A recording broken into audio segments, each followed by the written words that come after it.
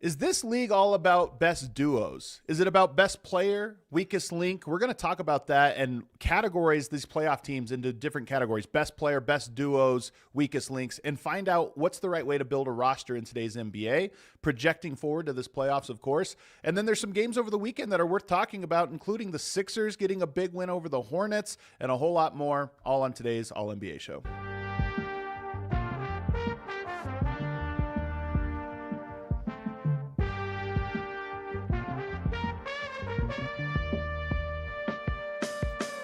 What is up, everybody, and welcome to the All-NBA show powered by FanDuel, America's #1 sportsbook. Get started with $150 in bonus bets if you win your first $5 bet at FanDuel.com/AllCity. I'm your host, Adam Mares, and I'm joined by my esteemed colleague, Tim Legler.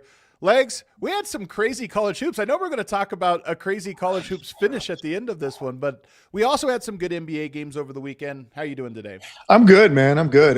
Yeah, we're going to get into it a little bit. We got to talk about the end of that game because it's legitimately one of the most shocking things I've ever seen.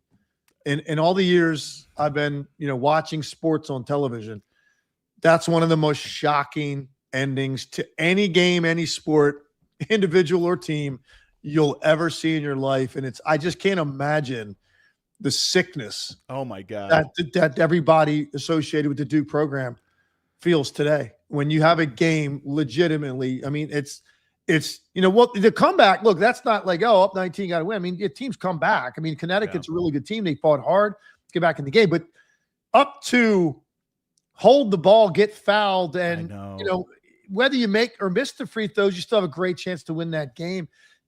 To have it go down the way it did, so self-inflicted, and then have that kid make that shot from that distance, a freshman, it was incredible, man. I've been literally still can't really believe what exactly I witnessed at the end of that game. We're going to talk about it, but the phrase like jaw dropping, I really was watching that with my jaw dropped. Like, as that happened, I just could not believe that's how it unfolded. So we're going to talk about it, but really we're going to talk about the worst bet losses, collapses like that, last second shots that we can remember in the NBA. I got a short list. I'm sure Legs has a couple he remembers as well. We'll talk about that. We're going to spend a lot of the show today, as I said, on the best duos going into the playoffs, because I think there's some really good duos and some surprising duos. There's one new duo that has emerged over the last 2 weeks that I want to talk about that I think will be very interesting. But let's start, as we always do, by talking about the games, the actual games. That's what this show is all about. If you're enjoying it, make sure you hit the like button. Make sure you're subscribed. Me and Tim Legler doing this 2 times a week. I got Jayson Tatum on Fridays. Let's start, though, with Boston Celtics beating the Charlotte Hornets 114-99. It was a tough weekend for the Charlotte Hornets. Boston also beat the Hawks on Friday, so there was a great weekend for Boston. No Jalen Brown in this game, which means Jayson Tatum takes center stage. How are you going to perform? How about 32, 5, and 8 on 63.5% true shooting, 5 of 10 from 3? And Legs, he looked like his old self, as much as he has since he's come back, which has been a very impressive comeback. But this game, to me, feels like you brought him back when you did, get some games under his belt because you want to get some of the rust off. This one looked like the old Jayson Tatum, and in a big win against the Charlotte Hornets team that's the hottest team in the NBA. This was a massive statement on the part of the Boston Celtics because of what Jayson Tatum looked like in this game. And maybe Jalen Brown not being there is more of an opportunity for him, but it's not even about that. It's about how he looked in terms of like lack of indecisiveness. That to me is what stood out right from the beginning of the game. The very first time he drove to the rim, it was that burst, and that kind of burst where you're kind of going slowly, you're like sort of upright, and then you have to almost like your feet like kind of scissor kick because one of those feet are going to go back, plant to explode to go by somebody. He has not been doing that since he came back, and you wouldn't really expect him to for a while. The fact that he did it as easily as he did last night, and then the step back 3 started coming, which tells you he's got the lift, and one of them was an absolute bomb from like 30 feet. And it wasn't even like a late clock situation. The ease with which he was stepping back and separating, turning the corner on guys, it was a massive statement to me. If Jayson Tatum is going to look this good after this limited amount of time back from that type of injury, this is a trouble, I think, for the Eastern Conference. and a lot of people were already feeling that they were assuming Tatum was going to get there. Last night, it's like, no, he's here. Like, it's back because that's how we look. Now, will it be consistently like that every night? Right. Probably not. That's asking too much from a guy that missed that much time.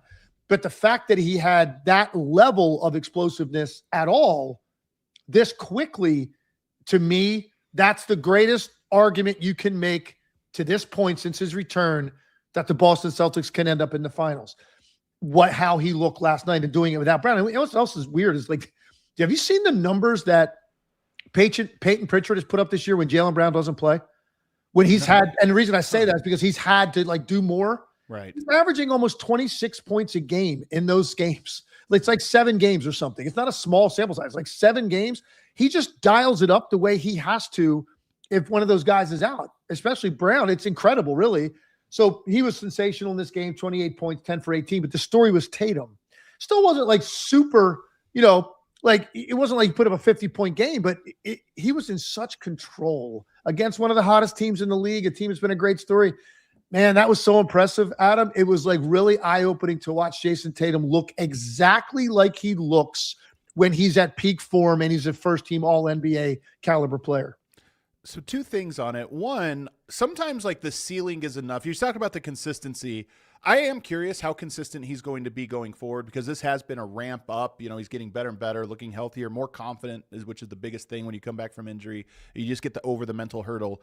But just being able to have this game means teams have to guard you now as if any night can be that game. Even if it's not the case, you still have to be like, well, he's capable of winning this game on his own. And so that alone puts the threat in the defense's mind. The other part of this is, and I'm curious what you think of this, when you're fully healthy and you've just been playing in rhythm, maybe your decision-making takes a little bit of a drop just because you feel like you can do anything. And maybe this is a thing of he was on the bench for, all this time watching the game, and sometimes sitting on the bench watching the game, you pick things up. His decision-making to me is the interesting point here because all old players, the longer you're in this, the better you can get at reading what coverage are they throwing at me and what's the right play. How do I bend the defense? If they're going to trap me, how do I bend that to create the advantage? And I thought that's one of the things that's impressive about this game is he was reading those things at an elite level. And I think he had that in him in previous years, but when you're good enough to score anyway, you don't always make the right decision because, you're just a little more aggressive. That's the thing I wonder about with Tatum. Has this injury and coming back from it and the limitations that have been put on him upped his decision-making and hit the cerebral part of the game out of necessity? And now as his body is getting back to full health, you just have a new strength added to you. Your decision-making improves.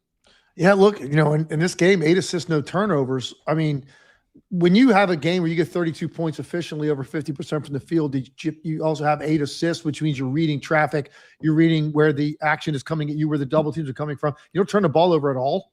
Like that's, you can't operate in a better space as an offensive player. So yeah, maybe it's possible. I mean, you look at the stage of the career he's at, right? So Jayson Tatum's 28 years old. And, so you're basically, to me, 25 to 32, like that's when you are absolutely in your peak as a player.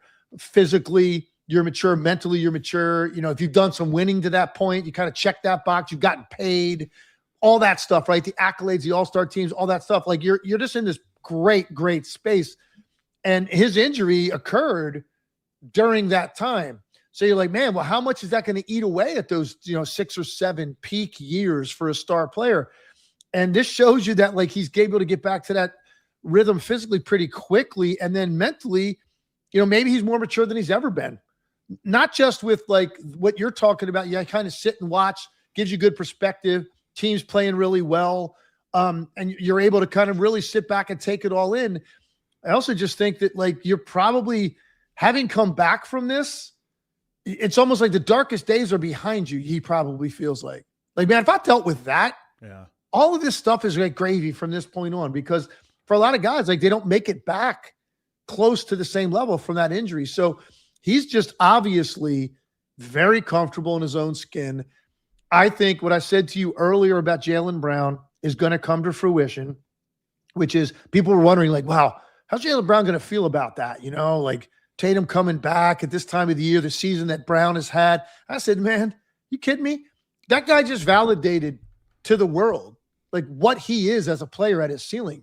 To carry that team offensively the way he did, to take his scoring average up to basically 30 points a night.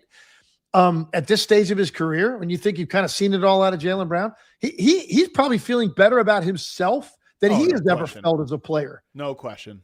And now you add Tatum to the mix, and people, I think, at one point questioned their individual relationship and connectivity. I don't think there's anything there. I think these guys like each other.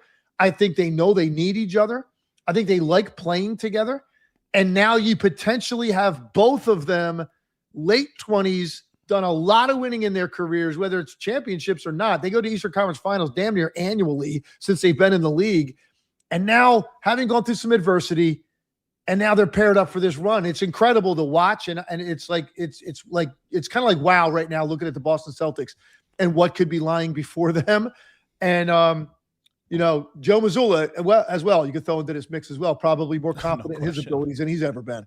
I mean, he should be. They've had honestly as perfect of a season as you could have hoped for given the circumstances, because not only have they basically are locked into the 2 seed now. It would take a complete collapse. They're probably 2 games away from locking in a top 2 seed. So to have that and to develop all the guys behind them that they have, I'm going to talk about that in a second. It's a perfect year. One more thing on Tatum. 1.56 points per direct isolation in this game. He hadn't had a game over 1 points per direct ISO in a game. So this one, 1.56, hyper efficient. Again, ramping up. 1.3 points per direct pick. So his game, this is just kind of a sign of you need a game like this as an ISO scorer to be like, all right, there's that elite level. I touched the ceiling there, and I suspect he'll have at least 1 or 2 more games in the regular season like this down the stretch. He's also the youngest Celtic to reach 14,000 points, by the way. He'll probably be the youngest Celtic to reach every milestone, but they have some legends over there. Kind of a big deal to hit that one. Here's the question I have for them. Are they the most scheme flexible team in the NBA? Because they have a lot of players that can do a lot of different things. They have a high floor rotation. Like the guys they can slot in a pinch can all do a lot. And the playoffs are about your flexibility. Are they, in your opinion, the most flexible? They can guard a bunch of different types of teams. No matter what your style is, they can guard it. And then offensively, they can score with different guys and they can get to their style. Do you think they're the most flexible team? I don't know if I would describe them that way, but hearing you say that, I think that's a really good point. It's something I'll probably look a little bit more at and just in evaluating them. How I would describe them is they are less prone to self-destruction than any team in the NBA. When you watch the Boston Celtics, they just do not make mistakes that hurt themselves. They don't. Now they have, everybody's got bad shooting nights or whatever it may be, or some teams can play great on a given night and, you lose a game. They don't make the kind of mistakes that make it a lot easier to lose games. They just don't. They don't miss the next guy that's open. They don't miss their rotations and closeouts and the way you have to rotate, close out, help. They don't leave guys hung out to dry in that regard. They don't make mistakes running back in transition with communicating and spacing out so all bases are covered. They don't beat you by letting you score in the paint against them. And it's kind of incredible because Tatum hasn't been there all year. So you look at them defensively and you go, with this team, are they expected to be a really great defensive team with the personnel they have out there? With Jaylen Brown's a big-time defender, but you look at some of the other pieces that have played big minutes for them, you wouldn't necessarily think that, but they are because they're exceptionally well coached, they're connected, and they communicate incredibly well. So, not turning the ball over and not giving up points in the paint. Yep. If you're determined to do those 2 things alone, you are so much less prone to self-destruction than a lot of teams in this league. And some teams do those 2 things really well on one night, but maybe not 2 games later. With the Celtics, you feel like there's this standard that has been set with how they not only are going to play, but how they have to play to get the most out of their roster.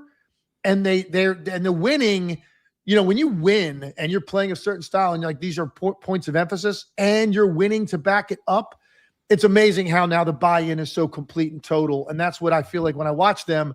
I pretty much know what this product is going to look like. Yeah. It's going to be sharp and consistent. And some nights they might not shoot as well as others, but that's really the only variance with them. Everything else is consistently done at a high level. I think about this a lot. That quote, we played it earlier in the year from Rick Carlisle, where he said, in this league, you have to teach defense every day, every practice, every walkthrough, every game. That you have to hammer it home because that's what they need. And I'll take it a step further. I think you have to teach identity. This is true of CEOs. This is true of any leader of any kind of institution or team or group. You have to teach identity. And I think this is really Mazzulla's superpower.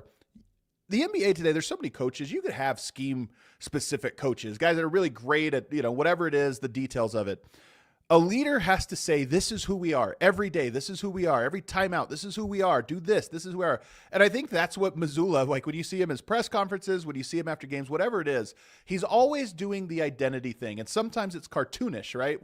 Some of his quotes are almost cartoonish. But the truth is the Celtics have absorbed it. They know what they have to do to win. They know what it takes, and they execute it. And that's what you're talking about the consistency. They understand who they are and who they're supposed to be, and they win because they are that. And when they lose, it's because they weren't that as great as they're supposed to be. And the more I watch coaching in the NBA, the more I think that's really the key. That's what a head coach does. He hammers home your identity. You know what else, if you think about it, Adam, we talk about all these teams around the league, and we're discussing, on a weekly basis. And like, do you ever remember looking at the Celtics and kind of going, man, what's wrong with this guy? What's wrong with that guy? What's going on with this guy right now? You don't say that about them. Man. You just don't say that about their team. Doesn't matter. No matter who it is, then you understand. I guess some guys can have shooting slumps and whatever. They're going to shoot their way out of it. If it's guys like Hauser or Pritchard, whatever, maybe it's those guys, or Derek White even, who hasn't had a very good year shooting the basketball. But you're never watching them and wondering what's going on with this guy's temperament or body language or mood or role or minutes or touches. You don't talk about any of that stuff with this team. And it's got to be a breath of fresh air. And that's why, when I've seen Mazzulla a couple times this year, you can tell how much he has enjoyed, being able to take a group, going into the year with some doubts, missing a key guy, and develop them into this. It's like a coach's dream to be able to pull it off. Because you're not going to, without Jayson Tatum, and you just look at their roster going into the season and playing that way, basically up into, March, you look at their roster, you're not going to consider that one of the more talented rosters in the NBA. You're just not. So for a coach, that's their dream, to be able to take a roster that's maybe a little bit less than what other people might have and turn them into something that looks this good, that's this connected, because that is the essence of coaching, is get the maximum of your parts. And that's what Mazzulla's done with this team. And now on top of it, you already get to that level of standard. Oh, let's just go grab Jayson Tatum now and throw him into this mix with this group and have him get to the level he was at last night physically this quickly. It's unreal. Look, I'm not right now, out here saying, oh, the Celtics go to the finals, forget it. I'm not, this isn't hot take culture on this show. We both know that. All I'm telling you is they've gone from, man, this would be something if they were able to do this, to, man, they look like they are a team that could get to the finals now. And I think a lot of people are starting to jump into that. And Jayson Tatum's performance last night is going to have more people buying into that. I think they're the best team in the East. You still play the games and matchups matter, and the margins are thin, but I just think right now they're the best team in the Eastern Conference, and the season is basically over for a team like them. There are a handful of teams that I think have questions still to answer. I don't think the Celtics do. They got to close out the year and get to the playoffs. And there's maybe 3 or 4 teams that I feel that way about. All right, they've done all they need to do. They've done their work. Close out the season, get to the playoffs. They're one of them. Another team that I think is that way for the most part, the Oklahoma City Thunder, who got a win over the Knicks 111-100 last night. And there's some crazy stats in this. Here's one. The Knicks shot 15 of 35 from 3, and they lost the game and only scored 100 points. You get 43% shooting at pretty decent volume, and you still only score 100 points. That shows you how good this Thunder defense is. And then the Thunder, of course, get 30 points from SGA. Just another day at the office. JDub gives you 22. What do you take away from this game? Thunder being able to win despite the hot shooting from the Knicks. Kind of incredible. They've now lost one game in over a month. And that was, by the way, to who? The Boston Celtics. The one team that's taken them down in over a month. So it was interesting. Oklahoma City is basically back on that level, machine-like level that they were at the start of the year, that they were at most of last year. Now, they had to work their ass off to win a title. They got pushed to the extreme a couple times in the playoffs. I had some things go their way as well. They were the best team in the NBA last year, and they ended up as champions. nobody was surprised by that. But there's certain levels they've played at for long stretches that there is no other way to describe it other than machine-like, and they're back in that mode right now at the perfect time. And now you got Jalen Williams back, and he's going to need some time because he's played, it's like 6 games in 2.5 months. So he needs more time to find that consistency. And I do think they're going to need Jalen Williams to play at a high level, I think, to repeat. So, and he's not quite there yet, but he's got time to get there. But right now, they're just what they're doing, the way they're operating on both ends, but particularly what they can do defensively to you. Because you talk about the shooting percentage for the Knicks, but like, there's been a lot of nights the Knicks are up, 45, 47, 48, 53s. They only got 35 off. And look, they shot a high percentage, which is rare against OKC. But the fact that they only took 35, it talks about the level of closeout speed collectively that OKC has. Yeah.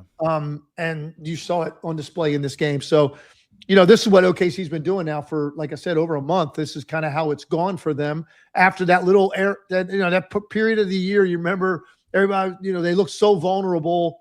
Lost to the Spurs 3 times, but there was other games they were losing too. Lost to the Hornets at home. You're like, man, what's going on with the Thunder? Like, it's not quite the same. And it's amazing. They flipped that switch basically coming out of the break shortly after that, and they haven't looked back. After the game, there was some controversy because Mike Brown has this quote: "The Thunder do a fantastic job, starting with Shai and getting referees to think a foul has occurred. Their gamesmanship is off the charts." We've seen this from a lot of, media, different things like this, but the Knicks what do you make of the Knicks coming out and saying this? I think there was I can't remember who else, a player had a quote along similar lines after the game. A little salty, when it comes after a loss, but we see a lot of teams trying to make this case against OKC. It's almost like they're setting the table for the playoffs. They're trying to gain an edge. What do you make of it?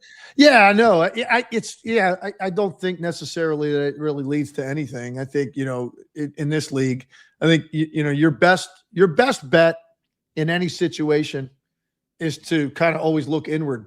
If you come up short in a game, in a series, you're down, whatever it may be. I just think that's your best course of action is to direct it inward the best that you can. I think that's the best way of getting out the most of what your team needs to do to make up that margin.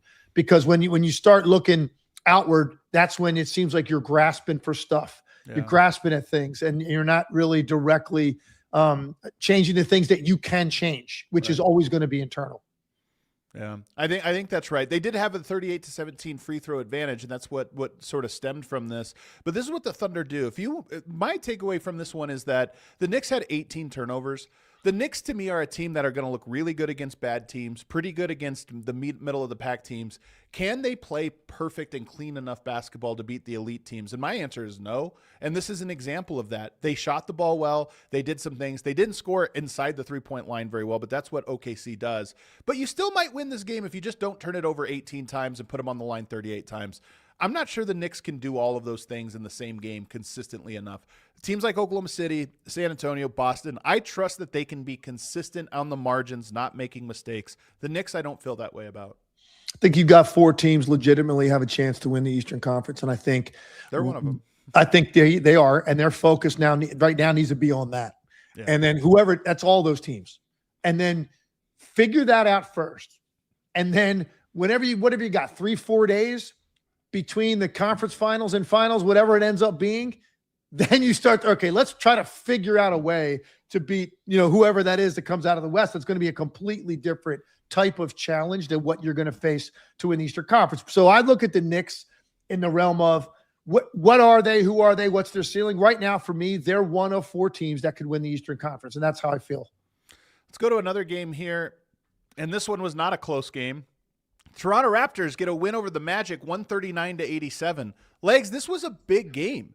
This kind of cemented, Orlando still technically has a chance to crawl out of the play-in. In fact, they're only 2 games back. You could make the case, but they were right on the doorstep, and they had just come off their best offensive game of the season, 1.44 points per possession in the half court the game before, and in this one, 0.83 points per possession. But here's what's crazy. This game had a 31-0 run. That's the largest unanswered run since 1998.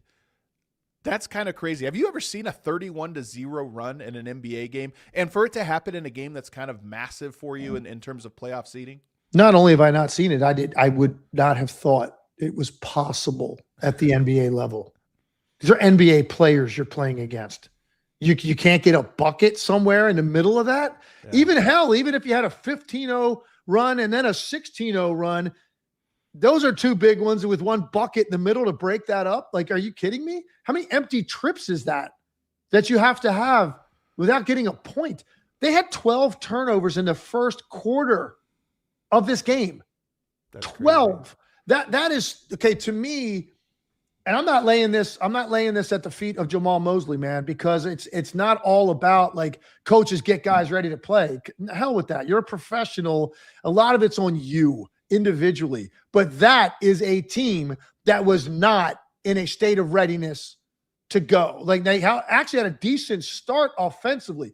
You don't turn the ball over 12 times in the first quarter of a game, give up a 31-0 run, including a lot of that was like the end of the first quarter into the second. You don't do that if you're like where you need to be mentally, particularly when you're playing for a lot. You're playing for a lot. And that's a big difference to like play your way out of the play-in where anything could go wrong on a given night to going into a series where, okay, let's see who the best team is and can win 4 times. Like mentally, that's such a big difference to be in a series like that, as opposed to like the desperation you have to feel and the anxiety and pressure of anything going bad shooting night, foul trouble, guy gets hurt, and you're going home. That's what the play-in represents as opposed to getting into a best of 7. Yeah. And so with so much at stake, Adam, like, and look, they what a weird stretch they've had. Okay. Since March 1st, they win 7 straight. Now, and they had some good wins in there. You know, they beat Minnesota. They beat Cleveland. They beat Miami. They had some good wins in there. Then they lose 7 out of 8. And to me, this is the one, like, if they flame out and they lose in the play-in and they don't, that's it. They're done. Like, this will be the game we'll be talking about to like define their, I agree. Basically, I don't know what their underachievement. Yeah. Because that's how I will feel about them. And look, I don't know what the organization does about that, but you can't be losing games by 50 plus points when your guys are available that you've been playing with lately in a game that's really important to you this late in the season. It's really unheard of. Yeah. And I do worry about Jamal Mosley. After the game, he said, he did take the blame. I've got to have them prepared for the physicality of the game. I got to do a better job of preparing them. And I know you're being, generous here because I agree with you. No, if you lose by 52 points, it's not one person's fault. But there is something too at the end of the season. Good teams should be concretizing their identity and getting ready for the playoffs. They're in a dogfight in this play-in, trying to climb out, and yet here they are, and they're lost 7 of 8. That's the type of thing that can get a coach fired. If you flame out at the end of the year, they've had injuries. It's been a tough year for them in things they can't control. But if you're tripping at the finish line at the exact moment you're supposed to be coming together, it's a bad sign.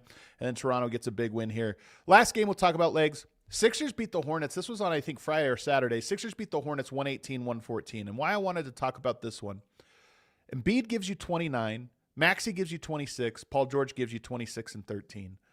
These guys just haven't played together for a long time. The most confusing team to me in the NBA, or I shouldn't say confusing because there's nothing confusing about them, but the team you guys have no idea what you're going to get from them, in my opinion, is the 76ers. 41 and 33. Those 3 guys, the way it got done, Embiid comes out early. They did fall behind early, by the way, but Embiid comes out and has a pretty, puts his imprint on the game. Maxey kind of takes control for a majority of the game. And then at the end, Paul George, who I think has done a very good job, an underrated job of being a connector for this team, making all the other plays as this veteran presence. He's the one that hits the big shot and hits a bunch of big shots in the fourth quarter. That's a big win. Tough weekend for the Hornets, who have been the hottest team in the NBA, but they get 2 losses, including to a Sixers team. And I just feel like this is why the Sixers are so fascinating. Their best punch is actually really good. They will continue to be the biggest enigma in the league until this journey ends this year, like whenever that may be, because you and I, both of us agreed, if you remember going back to the beginning of the season, nobody had a greater gap between floor and ceiling in predictions than the Philadelphia 76ers. Accurately. We called that one accurately, I'd say. Oh, well, you hit that on the head. And guess what? Here we are with like a handful of games left in the regular season, and we're still in the same boat. No idea. Would not be shocked if they go home immediately. Would not be shocked if they scare the hell out of somebody or even upset a team in the first round. If those guys are all playing, that is an immense amount of talent. And I even like some of their bench pieces when they're all there. Paul George, 26 and 13, man, you're rolling back the clock to like, that's Paul George back in Indiana or like OKC or early Clipper days. Like, he hasn't had a game like that all year. So you look at now, they've won 4 out of 5. 3 of them are, teams that really aren't trying to win. That does matter. Sacramento, Utah, Chicago, they're not trying to win those games. They got smoked by Oklahoma City, but then they played really well in this game. Now, and there's just Charlotte at home, red hot, up 5 going into the fourth quarter, the Hornets. Yep. And that's a great win. Like, you held them to 17 points in the fourth quarter. You outscore them by 9, and you get a tough road win against a good team. That's clearly the most significant win that they've had probably since they beat Minnesota in the 3rd week of February. So for them to get kind of that head-scratching, kind of eye-opening win right now, it just keeps them floating in your main consciousness, right? Sixers are still out there. Don't completely forget about them, but you'd have to remove so much cynicism from people's mind to think that, number one, everybody's going to stay available. Yeah. And that, 2, that they can actually play consistently in the big moments that they're going to need to upset one of these teams on the road. On the other side of this, the Hornets, I feel good because last week I said that Diabate, I talked about kind of a big 3, and I don't think it's really a big 3, but just the Concadipple, LaMelo Ball, and then Diabate, because so much of the actions involve them. Diabate is so important to them, and here's a crazy stat for you. They had 0 offensive rebounds in the fourth quarter of this game. And I think this is what Diabate does. He stretches your big out on the court, and he's just so active, down to the paint for the boards, up top for the screen, and this or that. When he's rendered ineffective, they're significantly less impactful. 2 games in a row, once against the Celtics and one against the Sixers, he was very limited in these games. And it's just, to me, I think he is the guy. Like, if you're game planning for them in a playoffs, in a lot of ways, you think, can we take away what he does? Because he is sort of a keystone to so many other things. Yeah, he's very important to them. I also think a key in this particular game was, they did a great job on Knipple. I mean, and Paul George gets a lot of that responsibility. And prior to his injury, you talk to anybody associated with the Sixers, it was like, Paul George has been their best defender by a wide margin, particularly in the perimeter. The number of guys that he can guard, even when his offense sort of took a back seat, and he became at really their 4th best offensive player most nights when all those guys played, because even Edgecombe took a little bit more of relevancy in their offense. Even in that role, he was still the guy that you were looking to get things done defensively. They missed that probably far more than his offense while he was out. And that's a night when, you don't see Knipple have too many 3 for 14s. I mean, because he's just so consistent with his shooting stroke. He's not prolonged. He's not prone to long periods of like stringing misses together. He's just not. He's too good. He finds ways to get to the basket or a mid-range, or he breaks up a shooting slump by getting something else. So they did a really good job on him. And to your point, like, Diabate wasn't as big of a factor as he typically needs to be. When you're noticing Diabate and you're saying his name a lot, or you're noticing his name a lot on the broadcast, that's when they're kind of like a special team offensively. Yeah, 100%. That's not that he's like this great player. It's that when he's playing well, it's because their system is working and vice versa. And obviously in the close of this game. And I worry about the Hornets, by the way, in the clutch of games. Not because I don't think they're clutch, but because that's a sign of a young team is, can you maintain your identity and do all the things in the final minutes? And this was an example where they could not do that. And it'll be a big storyline for them in the play-in and hopefully for me in the playoffs, because I think they're fun to watch. Let's take a break, because the headline topic for today is something I really want to get into, which is who's going to be the best duo in these playoffs coming up. There's a lot of good candidates, including a new candidate for best duo in the NBA, or at least in that conversation that we're going to talk about on the other side. here. It's almost over. We're down to the final four. But right now, new FanDuel customers can get up to $300 back in bonus bets every day for 10 days. Here's how it works. Place a tournament bet using the token, and if it doesn't win, you'll get up to $300 back in bonus bets every single day for 10 straight days. That's 10 chances to play all tourney long, from game props and money lines to spreads, totals, futures, and more. You can even mix things up with same-game parlays for a shot at a bigger payout. However you want to fill out your bracket, FanDuel makes it easy to stay in the action day after day. So visit FanDuel.com/AllCity to sign up today. That's FanDuel.com/AllCity. Must be 21 or older and present in select states. For Kansas in affiliation with Kansas Star Casino, or 18 plus and present in D.C. First online real money wager only. $5 first deposit required. Bonus issued as non-withdrawable bonus bets, which expire 7 days after receipt. Restrictions apply. See terms at sportsbook.fanduel.com. Gambling problem? Call 1-800-GAMBLER or visit FanDuel.com/RG. Call 1-888-789-7777 or visit ccpg.org/chat in Connecticut or visit mdgamblinghelp.org in Maryland. Hope is here. Visit gamblinghelplinema.org or call 800-327-5050 for 24/7 support in Massachusetts or call 1-877-8-HOPE-NY or text HOPE-NY in New York. It is sunglass season across the U.S. And you know that moment, the one where you realize you left your favorite sunglasses at the beach, on the roof of your car, at a gas station 3 states away.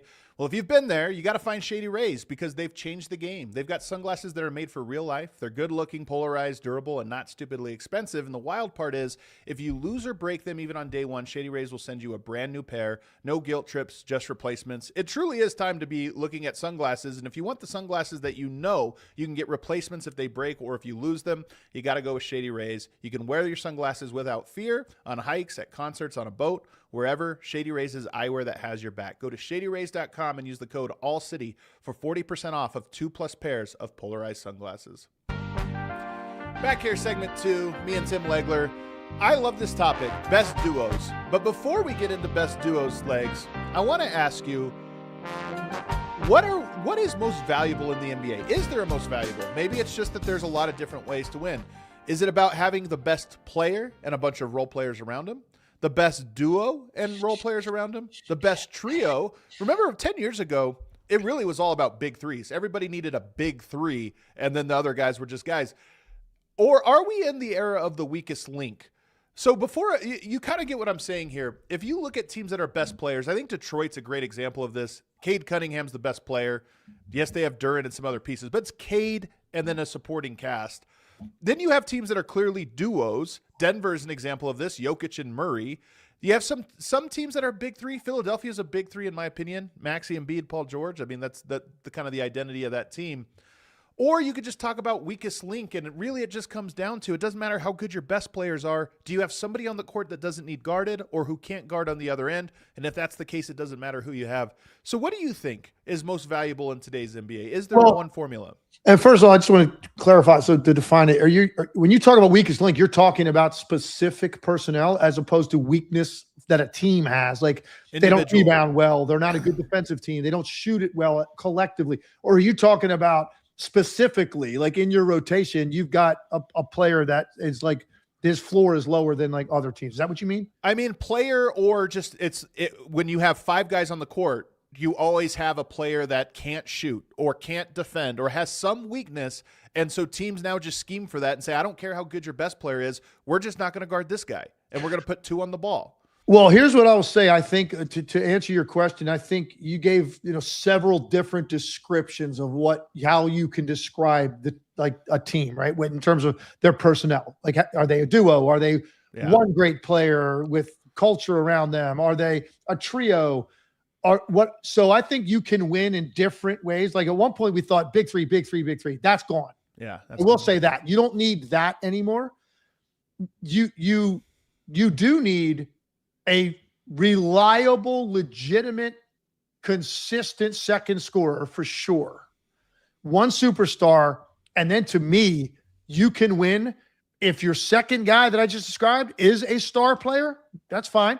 If a guy's not quite how you would describe, like on that level, but then the rest of your starting lineup and your top 6-7 rotation makes up for that collectively, then you can make up for the guy not being an elite offensive player if he's your second best player. But elite, like you said, elite offensive player. I think it's more like if you have a guy that can't shoot, or on the other end, we have one guy who just can't guard.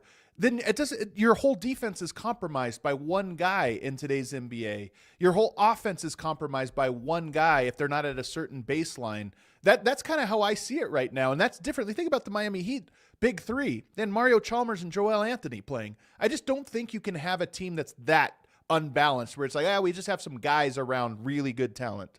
No, I agree with that. I think, if you're talking like, and I've called all of these teams this year, and you're probably right. If I find myself on the broadcast pointing out, well, this is a concern for this team and for whatever reason, and it could be collectively or it could be a couple of guys like in their rotation, like this is a problem with their spacing. This is an issue. And I brought that up recently about the Pistons because it's very difficult for them to play Thompson and Holland at the same time because of the lack of spacing and shooting. But man, if you could think about what you're doing defensively to teams with those two guys, but you can't really do that. But it's regardless, even with one out there at a time, there's times when the spacing becomes an issue and you worry about the firepower. So I hear your point. I guess to me, that's probably more of a focus for me is looking at what could be a fatal flaw as being the downfall and preventing a team from winning a championship. I think that is probably more of an area of focus now, more so than, well, they've got these 2 or 3 guys at the top, so it doesn't really matter. I think it matters more because I think fewer teams have 3 guys at the top that can do that. So now you really got to look at other areas of their team outside their top player and who their second guy is. What do the rest of these guys bring to the table? And is there a certain lineup they put out on the floor that could be a problem for them to navigate certain situations? 100%. And you can do that with a single best player. You can do it with a duo and you can do it with a trio, but we're going to talk about duos because I do think duo might be the most common thing right now. You have 2 players that are great, a great player and then a secondary star that takes some of the load off. So if I asked you best duo going into the playoffs, and we're projecting forward, we're talking about what we think will happen in the playoffs, who will be the best duo. Who is number 1 on your list? I think number 1 for me right now would be Jaylen Brown and Jayson Tatum. Hard to argue. 2-way, both can play. And, and obviously this got answered a lot differently than if you asked me this question a month ago, because we were all kind of wondering. I don't know exactly what that's going to look like. And the early returns on Tatum where he's rebounding pretty well, but he doesn't look the same. And if he's not the same, is that going to be enough for this team? Well, now he looks like he's pretty close to Jayson Tatum, like peak athletic ability. They both defend. They have done so much winning together that's not, they broke through, man. And that's the big thing, right? The conference finals appearances over the years started to add weight to them. And you wonder if at what point does the weight become too much? They never break through. And then they actually start to go the other way. And it's like their window's gone. Well, guess what? They broke through. They won a title.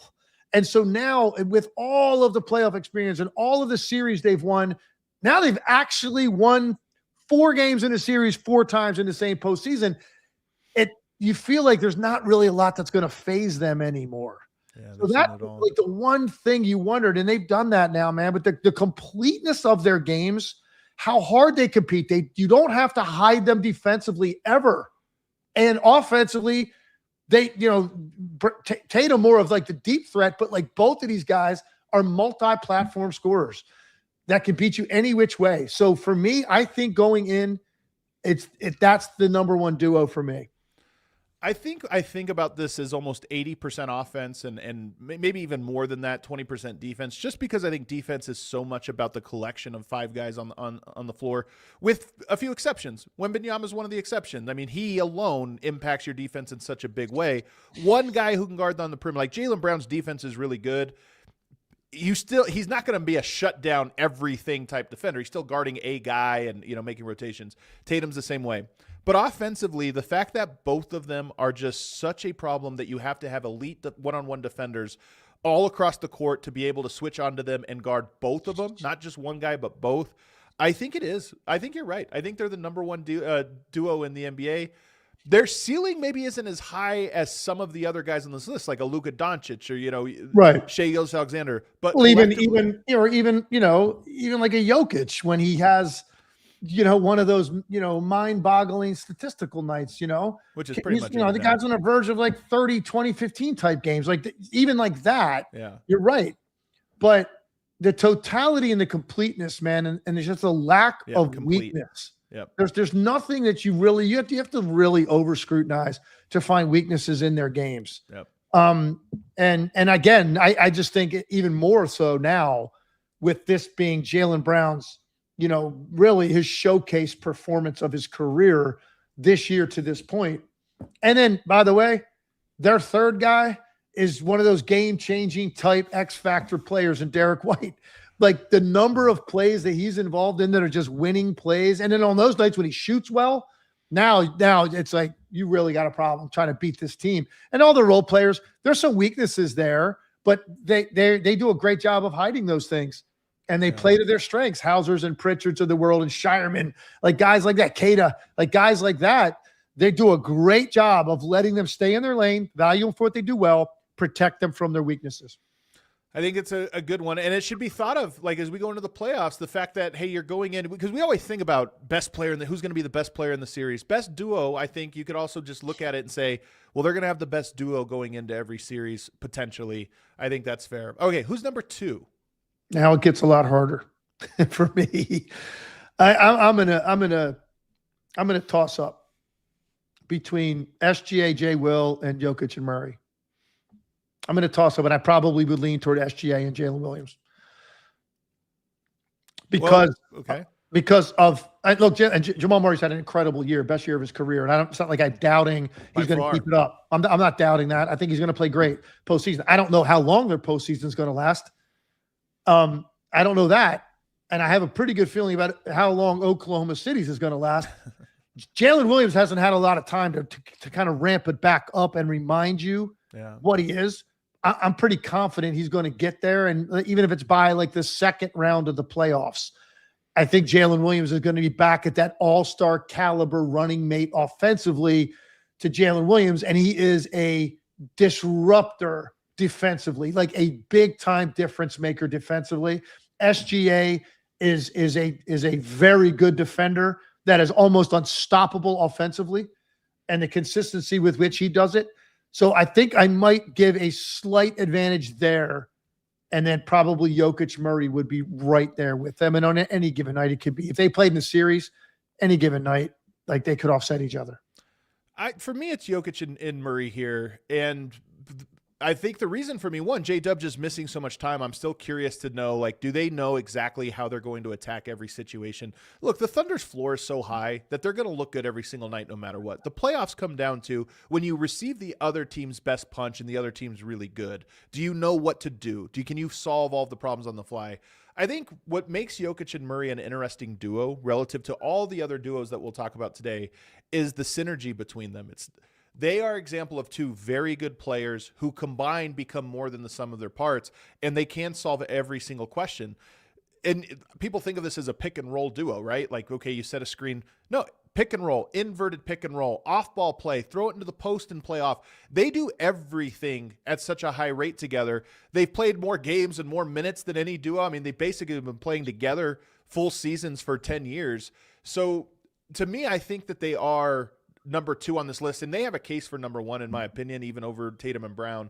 The defensive thing I get, because defensively, obviously, they're not going to be at the level of some of these other ones. But when you talk about going into a postseason, what defense can you throw at all of these different duos? I just don't think there is a defense you can throw at them other than let's force the ball into Christian Brown's hands or into somebody else's hands, which goes back to the weakest link thing we're talking about. But take that out. You got shooters all around the corner, and you have to guard that action. I just don't think there's anything any team can do to stop that. You have to beat them in other ways going around the duo. But let me ask you a question. Do you agree with this, that like they can be attacked defensively? Yeah, absolutely. There's no question. I mean, that's 21st in defense. Yeah, and those two guys specifically, like you can attack them and go at them defensively. You're not really going to go at Shai. You're not going to go at Jalen Williams. So even on nights maybe they don't play as well, it's not even like Shai doesn't play well offensively. He does it every night. But Jalen Williams can fluctuate offensively. Now, somebody made a good point actually in the comments section. We're like, is it Jalen Williams more the duo, or is it Chet? Because you could look at Chet Holmgren and say, man, like when Chet Holmgren is really active, aggressive, and involved offensively, because he always brings it defensively, and he's a big difference maker. When he's really involved offensively, particularly early in games, that looks like, wow, man, because now you got a guard controlling the ball. Now you got a big plays off of him who's a lob threat, can step out and shoot the ball. But when he also is attacking closeouts and going hard at the rim with everything he's doing defensively, like there's some nights it's actually more of a SGA Chet duo than SGA Jalen Williams. And I guess maybe that's very debatable. And I think it's a pretty good point. But it's not at the same time, I guess, so are they more of a trio, or is it Shai, and then on any given night, it's like the duo? This is what I was talking about categorizing, because to me, OKC is a best player plus weakest link team, and they happen to have a very good number 2 and number 3 in those guys, but I just don't think of it as a duo for the reason you just thought of. It really is Shai's team, and you have all these guys that can work defensively and offensively around them. It just so happens that JDub is also very dynamic offensively, but it's not like there's a two-man game or, this or that with those two guys. So to me, I think it's more of a big one and maybe a big 3 than it is a duo. The other team I think this way about, and maybe I'll wait till they pop up.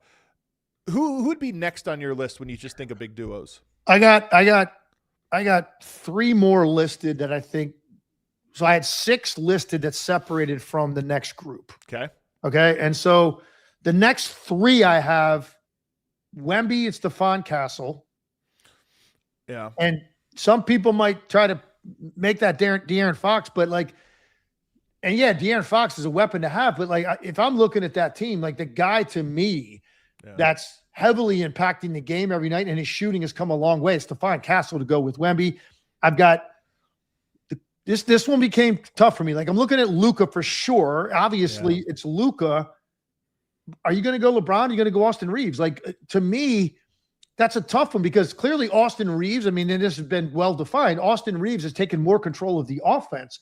But when you're talking about impact and playoffs and just what that profile and presence is going to look like, I think it's still Luka LeBron. Yeah, I see. That's this one to me. I was kind of surprised because I see the chat. Our headline obviously had them, Luka and LeBron. I don't know that it is a duo, because it is a little bit of a Luka, and then you have some duo in there, some trio in there. But to me, I look at it and say, Luka is your engine, and LeBron has impressed me so much with how he accentuates what Luka's doing as the connecting piece. Austin Reeves is another threat to score, and it's part of it, and you can even call that a duo. But to me, I'm not even talking about who's the better player, because I know people want to argue that even. But I'm just talking about LeBron is able to accentuate the advantages that Luka creates, and therefore, to me, he is the duo to Luka, even though Austin Reeves is a great player in his own right. Yeah, does that make sense? I'm not even saying a better player. It's just I know that, and I know there are people out there that just want to kind of move on from LeBron as the second best player. No, it's clearly Austin Reeves, and LeBron accepting a different role doesn't necessarily mean that what you're going to. And again, we frame this as going into the playoffs. So the impact that they're going to have in the playoffs. If I believe you can survive. I don't know what's going to happen with the Lakers, but I'm saying on a given night, you can survive if Austin Reeves has a relatively quiet offensive night, right? Because LeBron can make up for it in a lot of different ways. Right. He can beat you with his passing. He can go get you a double-digit rebound game. He can get 30 still at this stage of his career. It's a lot. I think you can survive that. LeBron can pick up in other areas for Austin Reeves. I think it's harder if you don't notice LeBron, or LeBron has a really quiet night. I think it's going to be harder for them to win on that given night. So it's debatable. It is debatable. And obviously with LeBron kind of dialing back a little bit offensively, I know why people want to jump there, but I'm still saying, man, LeBron James to me, with what he still is capable of doing, and what's involved with the playoff run and the physicality of the playoffs and what you're going to have to do, they're going to need LeBron to play really, really well, and maybe some of those games that they win be their second best player. we'll see how it plays out. I think, and that's how I think it will play out in this playoffs, is we're going to see the tension between Luka and LeBron, the tension that they put on defenses because of how LeBron is able to be a counterweight to what Luka's doing. That to me is the big thing. But Austin, they really are just a big three. They're an example of a big three team to me. Who was next on the list? It's got to be, to me, Wemby and Castle. Okay, so Wemby and Castle. Man, have you seen this, by the way? And I'm not saying this is the duo, but the number that was brought to my attention the other day, the duo of Harper and Wemby on the floor together, plus 27.7 on the year. This is more like the seed being planted for what's to come for this team. that like in the coming years, we might be talking about that as the duo just because of the mixture of talents. But nonetheless, yes, Castle, I think I would agree with you. I think it's right now it's Castle and I think Dylan Harper's headed for superstardom. Okay. And it might be the big two that we're talking. That might be the duo. Yeah, it might be, but it's not clearly not yet. Yeah, right? Not yet. Because the limited minutes that he's going to get. But I go with Castle too because, like I said, he's improved his shooting, and his defense is so impressive, and his physicality as a guard, and like his seriousness with which he approaches it, and then obviously Wemby, just how unique he is in the different ways he can affect the game. But here's the thing, and I guess they would. Kind of fall into the same category as, Cunningham and Duren, who are the last team I had in this top six. They haven't won anything yet. They haven't won a series yet. Like they haven't, They don't, that's a different level. Expect it to happen this year, certainly for the Spurs, but they haven't done it. And so I think you just have to give a little bit of advantage to some of these other groups just because they've proven it. Even Luka. Now he hasn't won anything with LeBron and Austin Reeves, but Luka Dončić did go to the finals. Yeah. And conference finals another year. So he kind of has known what it's like to win some series in the postseason. These two other younger groups we're talking about with Wemby, Castle, and Cunningham, Duren, they don't know what that's like. And they're setting themselves up this year to do something like that special, but they still have to go get it done. I think, is there anybody else on your list here that you haven't mentioned? Because I have one surprise one, but do you have any? I mean, Harden and Mitchell. I mean, we could talk about that as a duo if you feel that way. I have them written down, and I think, but part of the reason I didn't necessarily give context to the question because I didn't know if we were talking about originally when we brought this up, like if you're picking them now today, like you're drafting two guys to go forward, not just for like this postseason. Because if that was the case, I'm like, well, is it even Harden or is it Mitchell Mobley? Like, would that be the group that you look at that team? But for this postseason, it would be Mitchell and Harden. Yes. And that's probably the next group I had written down as like, yeah, man, because the top of the East is open. Yeah. And this is to me, like I've said it several other times about Harden. I feel like both of these guys this year, this is the most important postseason of their lives. Well, here's the surprise one I have for you. And I'm just curious your thoughts. And we're kind of in the early days of this. Kawhi and Darius Garland, not really thought of as a duo, but look at what Garland's been doing over this 9-game streak. He's averaging 24 points and 7 assists while shooting 55% from three. This is kind of the perfect role for him in that you have the main guy you play through, which is Kawhi Leonard, of course, and he's efficient and the game slows down and you can play through, throw the ball into him and kind of work around him. But then the guy you throw it out to is a guy that is just lightning quick and can knock it down from three. And to me, I'm like, I think that is actually a duo. I think it actually is a formula that could work. Now, I don't know if their team is good enough and they're connected enough and all those different things. But when I just look at where they're at right now, 39-36, the 8 seed, they're going to have to go through the play-in. They win a first round, and now you go up against the Spurs. That is a duo that is capable of working together to just get hot for 4 games. Feel better about their chances in that series than I would against Oklahoma City. Again, because of the youth of the Spurs and the lack of collective playoff experience and like going through it for the first time and playing a team like that with a guy like Kawhi Leonard, and that team very well coached, like that could be a really interesting series. It was Spurs Clippers. I'd feel less good about their chances of getting really interesting in the first round if they have to play the Thunder. So that means you got to win that 7-8 game. If that's the game you're in, you got to beat the Phoenix Suns and get to 7. And go take a crack at the San Antonio Spurs. That could be very, very intriguing series. Another one we kind of didn't really talk much about. We talked about their team because we talked about their game. But I guess you got to mention Maxey and Embiid. 100%. This one to me is actually, of all the ones, could be right near the top of the list, but it just never materializes. It's crazy because I feel like I've got obviously a lot more faith in Maxey than I do Embiid, because Embiid, he looks great when he's out there and he's moving better than he did earlier in the year. But like, even the years he's been technically hasn't gone through these long periods of time where he didn't play. He's gone into the postseason with something wrong. Yeah. So, facial fractures and or limping around or whatever. You're just like, man, can you just be at your best in the postseason? Yeah. What would that look like because of how talented the guy is and how just impossible he is to match up with? I don't know. But you can't just sit there and discount them. They still have these two guys, two of the elite offensive players in the league. And right now they're upright. So you got to mention them. And I saw somebody mention the one that I said was intriguing to me for the future. Not right now. Yeah. Jalen Johnson, Gilgeous-Alexander, Walker, man. That's an interesting pairing to me because I just saw Jalen Johnson. These are both my guys, but I still don't think of them as a duo. Well, both I know you completely dismissed it because you clearly don't believe in Jalen Johnson at all. Come on now. Stop it. But I'm just saying, I just saw the guy, man. Yeah. I just saw the guy in person. And I'm like, he's so good, man. He's so under control and it's so effortless what he's doing. And the assist numbers were jumping off the page all year when you're watching the box score. When you see what he's looking at and processing, when you're sitting there, it's a lot different. And you're like, man, this guy's IQ and anticipation of action and how to manipulate defenders with his eyes and where the ball goes, incredible, man. The guy is a next level passing talent to go with the freak athletic ability. So Jalen Johnson he's 24 years old, man. And look, they're just coming to their own. They're right now at 16. They got a chance for the 5 seed in the Eastern Conference. And he's 24 years old. And Gilgeous-Alexander Walker's 27.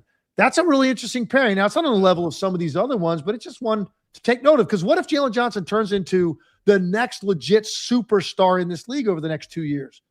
Then this isn't going to be so silly. I just want to see him with a really good team. They've kind of been building in different versions themselves, but I'm curious what it scales up to as the team gets really good. The Raptors, Hawks, Sixers right now all separated by a half game or one game. That's going to be a great finish down the stretch, man. And it's kind of a big deal because I think you want to avoid Boston. Boston's going to be the 2 seed. You fall into the play-in and you win that game, congratulations. You got the toughest first-round matchup you get. So crawling out of that will be a big deal. Real quick before we go, and we got to wrap this up, I want to mention a few that were interesting we didn't get into. Okay. Brunson and Towns. That's not a duo to me. Right? So it's just Brunson and then other dudes. Yep. Okay. In my opinion. Okay, that's fine. How about Anthony Edwards and Randall? Julius Randle. Yeah, at their best, I do feel like there's a little bit of that at their best, but I don't think it's a solid enough identity. And so that's more about the upside and ceiling of Julius Randle not being good enough. And the fit, I don't even think it's about him being good enough. It's more about, do those two guys have a consistent harmony that they find? The tension I'm talking about where you do your thing and I play off of it to accentuate that. It doesn't always work like that. And then KD. And is it Şengün? Look, if the Rockets were going to do something this year, the answer was going to be yes, but I think the answer is no. In my opinion. And that's part of the problem here. Let us know in the comments. I'm curious what you think. Give us your top 3 duos in the NBA. And again, not 2 best players in a vacuum, just the duos. And does it make a difference? I'm curious. Before we get out of here, though, Legs, Duke lost the craziest game of the decade probably. Just completely blew it. Up 3 points. UConn goes to the line. Misses the first free throw. 10 seconds left. Missed the first free throw. Make the second one. So you're up 2. Inbound the ball. If you just hold it, you get fouled. You almost certainly make at least 1 free throw, and you're going to win this game and just run out the clock. Instead, they get a turnover, and UConn comes down and hits a logo 3. Down 2, hits a logo 3 with 0.3 seconds left. To me, I don't even like or hate Duke. A lot of people are polarized on Duke. I don't care.